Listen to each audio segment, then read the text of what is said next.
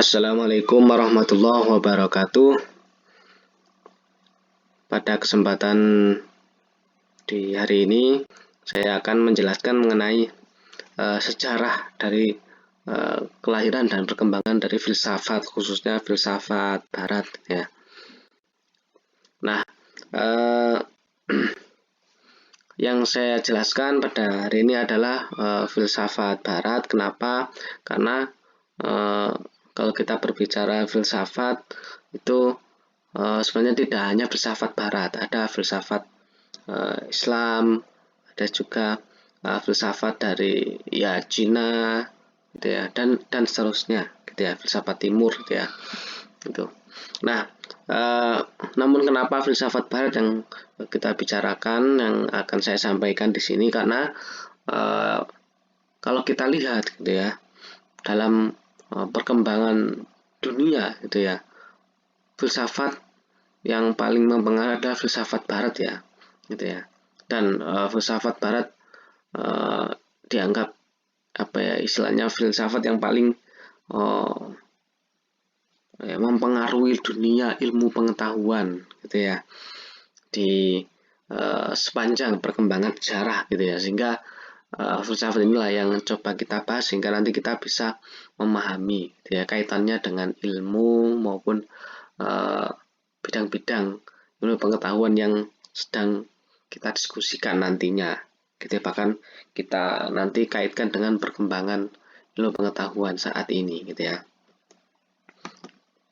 Nah, mengapa kita belajar tentang sejarah filsafat, gitu ya. Nah, karena kalau kita bicara filsafat itu nanti kan kita akan banyak membicarakan, gitu ya, terutama ketika belajar sejarah filsafat ini yang kita diskusikan nanti, kita akan memahami bahwasannya sejarah filsafat itu juga nanti berkaitan dengan bagaimana perkembangan ya filsafat ilmu dan juga bagaimana perkembangan dari ilmu pengetahuan itu sendiri, gitu ya.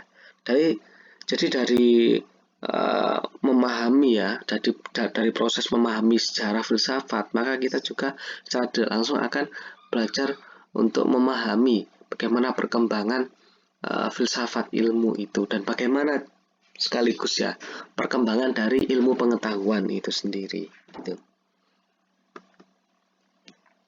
Nah, kalau kita berbicara tentang filsafat dari segi sejarahnya ya, maka ada 8 lah bisa dikatakan ya, 8 tahapan, gitu ya, 8 tahapan, 8 fase perkembangan dari filsafat itu, gitu ya. Yang pertama adalah filsafat itu di masa abad ke-6 sebelum Masehi. Di situ lahir yang disebut dengan filsafat alam itu pertama kali, gitu ya. Nah, filsafat alam ini apa yang disebut dengan filsafat alam, gitu ya. Sini di awal di abad ke-6 sebelum Masehi ya. Abad ke-6 sebelum Masehi itu berkembang namanya filsafat alam. Tokohnya adalah terutama di sini contohnya adalah Thales dan Demokritus. Di situ yang dibicarakan apa? Yang dibicarakan adalah mengenai hakikat ya, hakikat dari alam semesta, gitu ya. Yang di situ dijadikan sebagai objek kajian utamanya. Jadi yang dibicarakan adalah alam, gitu ya. Makanya disebut dengan filsafat alam, gitu ya. Karena yang dibicarakan adalah tentang hakikat alam semesta ini, gitu ya. Tentang asal muasal kelahiran kemunculan dari alam semesta ini, terutama, gitu ya. Dan juga mengenai sifat hakiki dari alam semesta ini seperti apa dan seterusnya, gitu ya. Seputar alam lah, alam semesta. Nah, di sini contohnya Thales, dia mengatakan bahwasanya asal muasal dari alam semesta ini, gitu ya, adalah air, gitu ya. Nah, jadi hakikat alam semesta ini awal mulanya adalah air, dari air, gitu ya. Itu menurut Thales, gitu ya. Berdasarkan hasil dari perenungan filosofisnya. Kemudian ada Demokritus contohnya lain, dia contoh yang lain, dia mengatakan bahwasanya asal hakiki dari alam semesta ini adalah sebenarnya atom ya. Jadi alam semesta ini sebenarnya terbentuk dari awalnya adalah atom, gitu ya. Gitu ya. Dan apa inti, ibaratnya inti apa unsur pembentuk dari alam semesta ini yang utama adalah atom yang disitu bersifat material yang benar-benar ada gitu ya, materi atom gitu ya. Itu filsafat alam gitu ya, yang pertama kali muncul gitu ya dalam dunia filsafat. Pemikiran mengenai filsafat alam abad ke-6 sebelum Masehi. Kemudian selanjutnya pada abad yang selanjutnya ya, abad kelima sampai abad keempat sebelum Masehi itu disebut dengan periode yang namanya filsafat klasik. Nah, kenapa disebut filsafat klasik gitu ya? Karena di sini filsafat yang apa ya? Yang lama gitu ya. Kan klasik artinya lama, tapi di sini dia sangat mempengaruhi perkembangan dari filsafat, bahkan perkembangan dari ilmu gitu ya. Artinya menginspirasi, mempengaruhi itu menginspirasi gitu ya. Dari perkembangan filsafat maupun perkembangan ilmu pengetahuan hingga saat ini gitu ya. Maka disebut filsafat klasik. Klasik itu artinya ya dulu gitu ya, lama, tapi sangat berpengaruh pada saat ini gitu ya. Itulah kenapa disebut filsafat klasik gitu ya.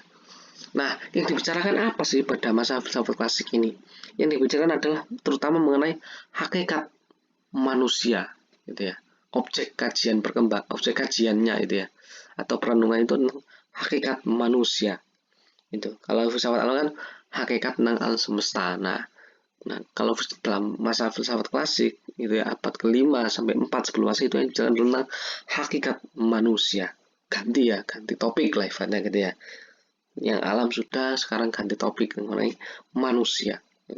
Nah, siapa tokoh utamanya? Tokoh utamanya adalah ada 3 gitu ya. Ibaratnya suku guru, istilahnya ada yang menyebut suku guru filsafat yang sangat terkenal gitu ya. Hingga saat ini pemikiran-pemikirannya itu yaitu uh, 3 orang yang ini ya guru dan muridnya gitu ya. Jadi Socrates, Plato dan Aristoteles ini adalah guru dan murid ini. Jadi Socrates yang guru pertama, kemudian Plato yang muridnya Socrates, dan Plato menjadi guru bagi muridnya yaitu siapa? Aristoteles. Jadi Aristoteles adalah murid dari Plato. Jadi dari Socrates ke Plato, dari Plato ke Aristoteles gitu ya. Gitu. Jadi guru dan murid ini. Dan ini sangat terkenal. Saya kira kita semua pernah mendengar mereka gitu ya. Socrates, Plato, dan Aristoteles. Paling nggak namanya gitu ya. Nah, mereka ini pemikirannya sangat berpengaruh hingga saat ini gitu ya.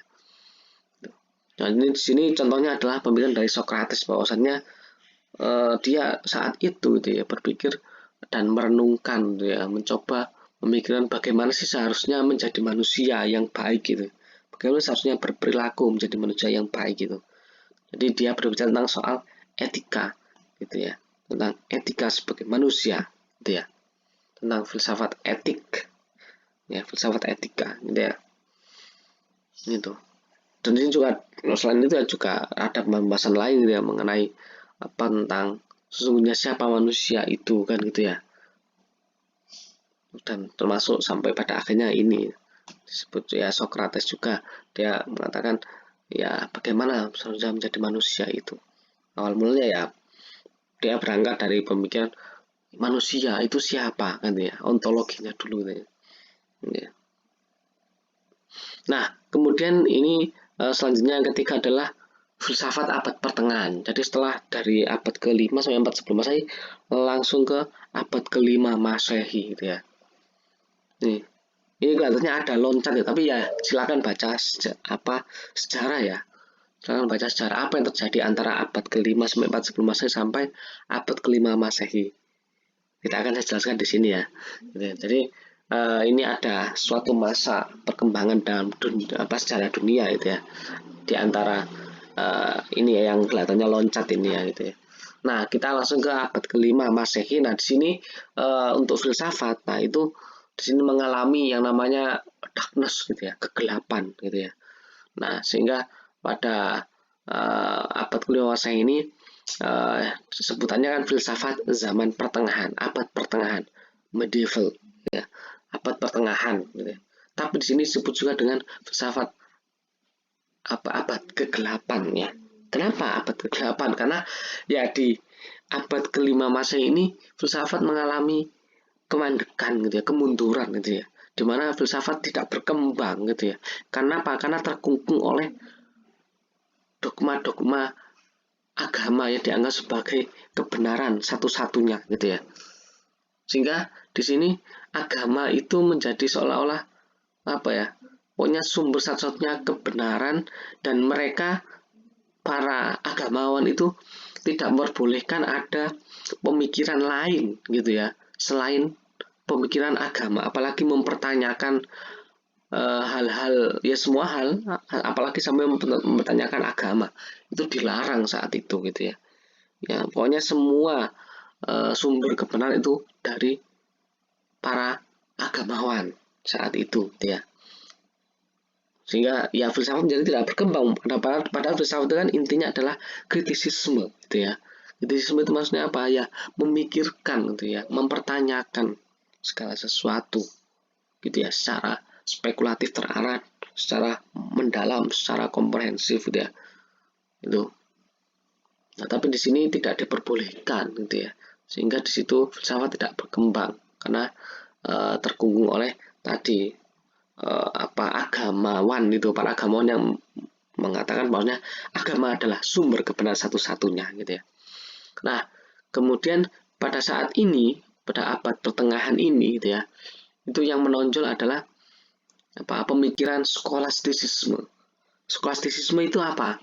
Itu artinya adalah pemikiran para agamawan gitu ya, yang mencoba mengkombinasikan gitu ya antara pemikiran filsafat klasik sebelumnya ya dengan teologi Kristiani, karena saat itu di abad pertengahan ini itu agama yang memang eh, dominan saat itu kan adalah agama Kristiani gitu ya. Saat itu tuh. Nah, kemudian di sini satu tokohnya adalah siapa yang terkenal, yaitu Thomas Aquinas ya. Saya kira kan sering mendengar ya nama Thomas Aquinas gitu.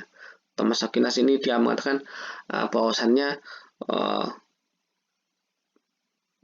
Tuhan itu bisa dinalar secara filosofis ya, dengan adanya 5 bukti gitu ya.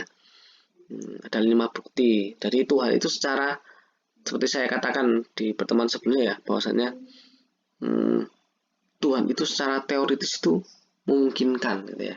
Saya pernah mengatakan dia. Jadi Tuhan itu memang tidak bisa dilihat secara material, tapi secara rasional. Nah, itu sebenarnya memungkinkan. Jadi Tuhan itu bisa dibuktikan gitu lah, secara akal budi, secara rasional gitu ya. Dengan adanya 5 bukti ini, menurut Thomas Aquinas itu. Silakan nanti dibaca bagaimana pemikiran Thomas Aquinas mengenai Tuhan gitu ya, untuk membuktikan keberadaan Tuhan gitu ya. Jadi ini pemikiran Thomas Aquinas ini berupaya untuk memfilsafatkan ajaran-ajaran agama ini sehingga terlihat memang harmonis gitu ya, selaras gitu ya. Jadi agama itu tidak menjadi sebuah dogma, tapi agama itu menjadi sebuah pemikiran atau ajaran yang memang bisa dinalar dan bisa dijangkau oleh pemikiran manusia. Itu upaya dari Thomas Aquinas gitu ya. Tapi berangkatnya dari kebenaran agama ya, bukan dari perenungan filsafatnya gitu ya. Jadi dari agama kemudian dicari pembenarannya lewat filsafat itu gitu ya. Itu abad ke-5 Masehi. Tadi kata kuncinya adalah di situ agama sebagai sumber kebenaran, sehingga filsafat tidak bisa berkembang gitu ya. Itu abad ke-5 Masehi.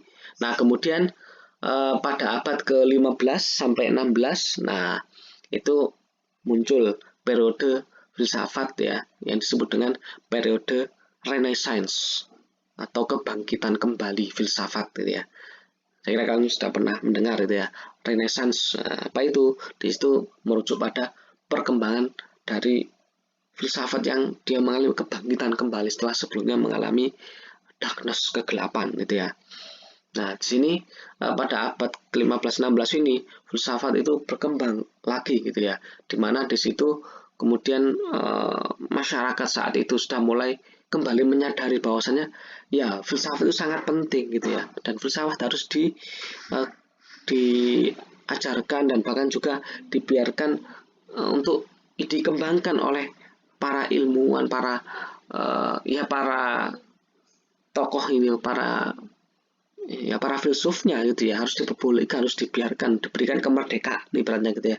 Jadi kemerdekaan berpikir gitu ya bagi masyarakat itu sangat penting gitu ya, termasuk di situ untuk berfilsafat gitu ya terutama ya, karena lahirnya pengetahuan itu dari perenungan-perenungan filsafati kan gitu ya, perenungan filosofis gitu. Sehingga pada abad 15-16 ini mulai gitu ya kembali ada kemerdekaan gitu ya untuk berfilsafat gitu ya. Nah, kemudian salah satu tokohnya adalah misalnya Francis Bacon. Francis Bacon ya, ini kan dia mengatakan adalah pengetahuan itu kekuasaan gitu ya. Jadi maksudnya di sini Francis Bacon mengatakan bahwasanya ya untuk memahami alam semesta gitu ya, untuk bisa mengendalikan alam semesta itu kata kuncinya adalah pengetahuan, sains ya, pengetahuan. Pengetahuan itu menjadi sangat penting bagi kita gitu ya. Karena di sini semangatnya adalah ini loh, ya, untuk melahirkan kemajuan itu dengan berpengetahuan. Nah, berpengetahuan itu berasal dari mana? Dari proses berpikir filosofis kan itu ya. Itu semangatnya Francis Bacon. Gitu. Tuh.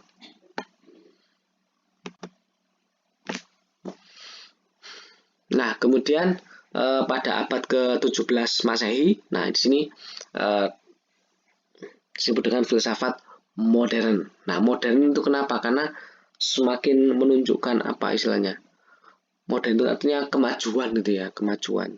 Jadi menunjukkan kemajuan yang lebih lagi dibandingkan pada Renaissance gitu ya.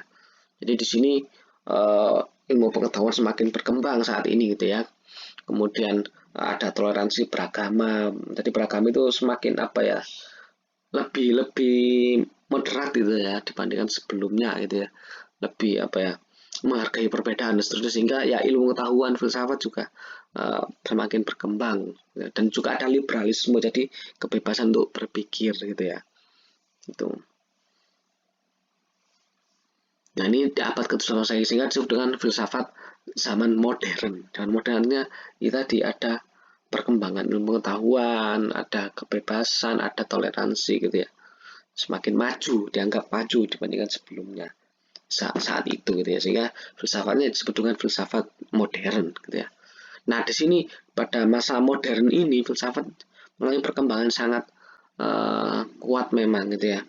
Nah di sini salah satu perdebatan yang paling terkenal itu adalah perdebatan antara paham filsafat apa rasionalisme dan empirisme gitu ya. Nanti kita mungkin pernah mendengar itu ya, rasionalisme dan empirisme. Di sini tokohnya kalau rasionalisme adalah René Descartes gitu ya, dengan slogannya cogito ergo sum itu. Nah, kemudian kalau empirisme itu tokoh utamanya adalah siapa? John Locke. Nah, kita juga pernah sering mendengar ini ya, karena ini tokoh yang sangat berpengaruh gitu ya, baik Descartes maupun John Locke. Jadi kalau Descartes itu menekankan pada rasionalisme dia. Menurut dia kebenaran pengetahuan itu sumbernya dari mana? Ya dari penalaran rasional. Gitu. Pokoknya ya sepanjang itu rasional maka dan itu benar secara rasional maka ya itulah yang disebut dengan kebenaran. Gitu ya. Tapi kalau menurut empirisme yang dikembangkan oleh John Locke, ya kebenaran itu bukan bersumber dari penalaran rasional tapi dari pengalaman indrawi. Ya. Jadi kalau sesuatu hal itu tidak bisa dinalar, tidak bisa diketahui, dibuktikan secara indrawi, maka itu bukanlah kebenaran. Itu menurut empirisme yang dikembangkan oleh John Locke. Nah, pada saat itu, pada filsafat abad modern gitu ya, abad ke-17 itu terdapat ya ketegangan gitu ya, yang cukup berkepanjangan gitu ya, gitu ya, antara rasionalisme dan empirisme ini, gitu ya. Gitu. Nah, kemudian kita lanjut ke abad ke-18 Masehi. Nah, di sini abad pencerahan, periode pencerahan. Ya, ya. Kenapa itu pencerahan? Karena hal ini muncul apa ya? Pencerahan baru gitu ya. Ibaratnya muncul kayak inspirasi baru, oh ternyata uh, di ya apa ya istilahnya kesimpulan pada abad 18 itu kesimpulan yang paling menonjol adalah bahwasanya tentang manusia itu gitu ya. Manusia itu sangat apa ya? Sangat bisa menentukan, sangat bisa mengendalikan kehidupan ini gitu ya. Gitu. Dan pada masa ini ternyata mereka menyimpulkan masyarakat bahwasanya ternyata dalam dunia hubungan antar manusia ini itu bisa ada keteraturan yang memungkinkan gitu ya, yang bisa dibuat gitu ya. Tidak ada keteraturan yang bisa dibuat, sistem sosial dan seterusnya gitu.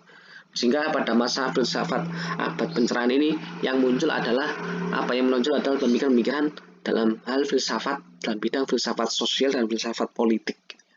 Terkait dengan sistem sosial, tentang manusia gitu ya, tentang berkembang hubungan antar manusia gitu ya, ketertiban sosial, bukan manusia tapi ketertiban sosial yang mengatur hubungan antar manusia ini gitu ya, sehingga masyarakat bisa berjalan dengan baik gitu. Sehingga muncullah pemikiran-pemikiran filsafat sosial dan filsafat politik gitu ya. Gitu. Nah, di sini selalu tokohnya misalnya adalah Thomas Hobbes ya, dengan slogan yang terkenal Homo homini lupus, bahwa manusia itu pada dasarnya adalah jahat, serakah gitu ya. Gitu. Manusia adalah serigala bagi manusia yang lain, sehingga butuh yang namanya aturan gitu ya. Butuh yang namanya hukum untuk mengatur manusia ini biar nggak memakan sesamanya, biar tidak menindas sesamanya gitu. Itu Thomas Hobbes gitu ya. Dia mengemukakan konsep tentang itu Homo homini lupus gitu ya, dan sehingga dia mengatakan bahwa butuh yang namanya hukum untuk mengatur kehidupan masyarakat gitu ya. Itu. Dan kemudian Voltaire juga ini menginspirasi juga ya perkataannya, bahwasannya ini menginspirasi apa lahirnya demokrasi itu ya, bahwasannya di dalam masyarakat itu yang itu ada banyak sekali orang. Nah di situ kan ada sistem, ada hukum sosial gitu ya, yang mengatur masyarakat gitu ya maksudnya. Dari sini harusnya dalam satu sistem yang demokrasi itu harusnya suara rakyat gitu ya, yang menjadi apa sumber dari hukum gitu, aturan itu. Maka dia mengeluarkan namanya Vox Populi Vox Dei. Suara rakyat adalah suara Tuhan. Jadi dalam dunia demokrasi gitu ya, dalam sistem demokrasi, sistem yang mengatur hukum, aturan masyarakat itu ya, berperilaku itu. Nah, itu harusnya suara rakyatnya, suara masyarakat itulah yang menjadi sumber dari aturan-aturan itu, sumber dari kebenaran itu. Ya. Bukan penguasa gitu ya, apalagi monarki kerajaan gitu ya, itu harusnya rakyat gitu ya. Itu inti demokrasi yang dikembangkan oleh si Voltaire gitu ya. Kemudian Immanuel Kant gitu ya, Immanuel Kant dia mengatakan di sini bahwasannya pengetahuan itu adalah sintesa dari pengalaman indrawi dan rasional. Di sini si Immanuel Kant mengatakan adanya sintesa antara rasionalisme dan empirisme, bahwasannya ya kalau kita ingin mencapai kebenaran dalam ilmu pengetahuan gitu ya, itu kita harus memadukan dua hal sekaligus, antara pengalaman rasional dan pengalaman empiris itu gitu ya. Jadi benar itu yang disebut dengan kebenaran dalam pengetahuan adalah ya rasional ya empiris. Jadi sekaligus rasional dan empiris, itulah kebenaran menurut Immanuel Kant gitu ya. Nah ini beberapa tokoh gitu ya yang muncul pada periode pencerahan. Jadi kelihatan sekali perkembangannya ya, pokoknya itu ada jenis pemikiran-pemikiran filsafat yang berbeda dengan sebelumnya gitu ya. Dan setelahnya juga nanti juga ada pemikiran yang berbeda juga pada abad ke-19, disebut dengan ya filsafat abad ke-19 gitulah gitu ya. Gitu. Nah di sini ya perkembangan lebih lanjut aja sih, makanya disebut abad ke-19 kan. Ya karena ini ya bisa dibilang ya kelanjutan saja dari abad sebelumnya, abad ke-18 itu ya. Nah di sini yang muncul di abad ke-19 ada beberapa jenis pemikiran filsafat yang ya cukup berbeda gitu ya, beragam lah gitu ya. Nah di sini contohnya Arthur Schopenhauer, dia mengatakan ada yang namanya pemikirannya itu filsafat pesimisme. Ya maksudnya di sini dia mengatakan bahwa ya manusia ini kan dalam hidup itu uh, ya ada keinginan sekali untuk bertahan hidup gitu ya. Keinginan dasar, keinginan alamiah manusia dalam itu adalah ya keinginan untuk bertahan hidup. Gitu. Itu menurut si Schopenhauer. Nah, namun demikian gitu, ternyata keinginan untuk bertahan hidup ini akhirnya melahirkan apa ya? Kayak nafsu-nafsu keinginan yang tidak berkesudahan gitu ya.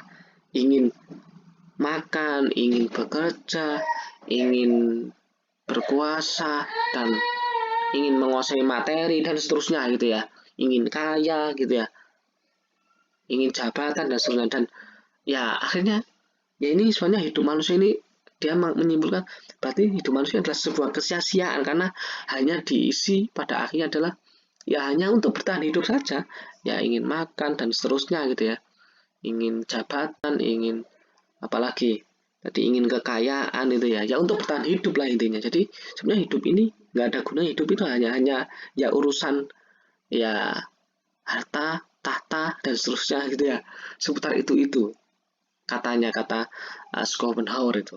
Jadi makanya disebut dengan filsafat pesimis, menjadi pesimis dengan apa sih arti hidup ini gak ada gunanya gitu. Hidup ini adalah sebuah kesia-siaan. Itu menurut Schopenhauer gitu ya. Gitu. Itu menurut Schopenhauer gitu ya. Nah, kemudian menurut Hegel, nah ada tokoh lagi Hegel namanya. Dia mengemukakan namanya filsafat dialektika. Dialektika. Ada ya kita sering dengar sepertinya kita semoga kita pernah mendengar ya dialektika yang mengatakan bahwasannya pada dasarnya seluruh pemikiran, seluruh pengetahuan itu eh, prosesnya itu adalah proses yang pasti ya, setiap pengetahuan, setiap pemikiran itu mengalami proses dialektika. Dialektika artinya proses tahapan gitu ya, dari tesis ke antitesis kemudian menghasilkan sintesis gitu ya. Jadi dari tesis itu maksudnya ada pemikiran A kemudian dibantah menjadi antitesis, ada pemikiran bantahnya menjadi B. Nah kemudian A dan B yang bertentangan nanti pada akhirnya akan melahirkan sebuah sintesis, kesimpulan yang merupakan hasil dari perenungan antara tesis dan antitesisnya gitu ya, sehingga melahirkan sintesa baru, gabungan baru, kesimpulan baru gitu ya, yang lebih baik gitu ya. Dan semua hal pasti seperti itu gitu ya. Itu menurut Hegel gitu, filsafat dialektika gitu.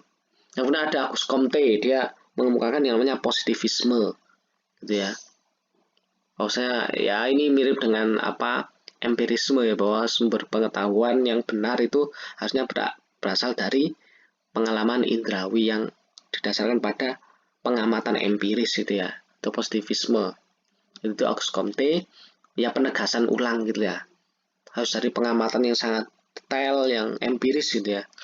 Itu Auguste Comte. Nah kemudian Soren Kierkegaard, nah ini tokoh dari filsafat eksistensialisme. Eksistensialisme di sini maksudnya eksistensialisme terkait dengan agama gitu ya. Nah kemudian Nietzsche, waduh Nietzsche ini uh, mengemukakan konsep tentang Superman, manusia yang paling berkuasa, manusia itu bisa mengendalikan dirinya dan kehidupannya. Dan bahkan dia pernah mengatakan bahwa Tuhan telah mati, jadi kita tidak butuh Tuhan untuk hidup di dunia ini. Gitu. Kita yang berkuasa, kita adalah Tuhan. Gitu. Kita adalah manusia super, gitu ya, yang bisa hidup dengan cara kita sendiri, dengan kekuatan kita sendiri, dan mengendalikan kehidupan ini. Kita tidak butuh Tuhan. Makanya dia mengatakan Tuhan telah mati. Itu Nietzsche, gitu ya. Kemudian William James dan John Dewey. Nah, dia mengatakan mereka ya filsafat pragmatisme ini lahir di Amerika memang gitu ya. Filsafat pragmatisme bahwasanya maksudnya pragmatisme adalah bahwasanya sumber kebenaran sesuatu dianggap benar kalau dia memiliki nilai manfaat tertentu, nilai praktis manfaat tertentu. Gitu ya. Itu menurut William James dan John Dewey. Ya. Kemudian abad ke-20, dia juga berkembang lebih lanjut ya, muncul beberapa pemikiran gitu ya, berkembang lanjutan dari filsafat. Di sini ada filsafat analitik, filsafatnya Bertrand Russell, kemudian Whitehead gitu ya.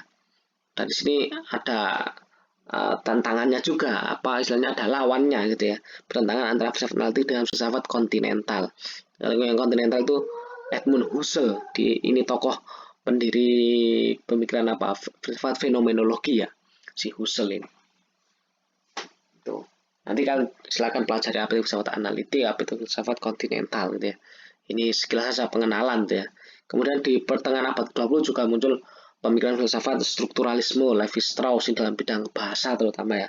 Kemudian post-strukturalisme ini terkait dengan ya, filsafat sosial dan politik gitu ya. Michel Foucault gitu ya. Kemudian ada postmodernisme juga. Ini tokohnya adalah si Lyotard dan Derrida ini mengkritik apa modernisme. Nah, itu. Nah, nanti silakan dipelajari lebih lanjut ya. Tapi intinya di sini adalah uh, ya tentang soal bahwasannya ya ini pengetahuan itu ternyata berkembang gitu ya. Termasuk filsafat ini yang bisa kita simpulkan ya sejauh ini ya. Jadi filsafat itu ada pemikiran-pemikiran yang sangat berkembang dan ternyata kalau kita uh, dalami, silakan coba didalami ya nanti ini itu ternyata pemikiran-pemikiran filsafat yang beragam ini, yang berkembang itu ternyata juga akan turut mempengaruhi perkembangan ilmu pengetahuan nantinya, gitu ya. Contohnya tadi tentang rasionalisme, empirisme, gitu ya. Termasuk pemikiran tadi pemikiran filsafat sosial dan politik, gitu ya. Itu juga mempengaruhi perkembangan dari ilmu-ilmu yang ada, gitu ya. Baik itu ilmu alam maupun ilmu-ilmu sosial, gitu ya. Itu. Terutama di mulai mulai filsafat modern ya, itu pengembangan ilmu itu sangat terpengaruh gitu ya, baik ilmu alam maupun ilmu sosial gitu ya. Itu untuk lebih detailnya kita bisa mempelajari berbagai uh, apa ya, pemikiran dalam filsafat ya, terutama sejak zaman modern itu hingga era sekarang itu. Oke, itu yang bisa saya sampaikan. Kurang lebihnya mohon maaf. Saya akhiri. Wassalamualaikum warahmatullahi wabarakatuh.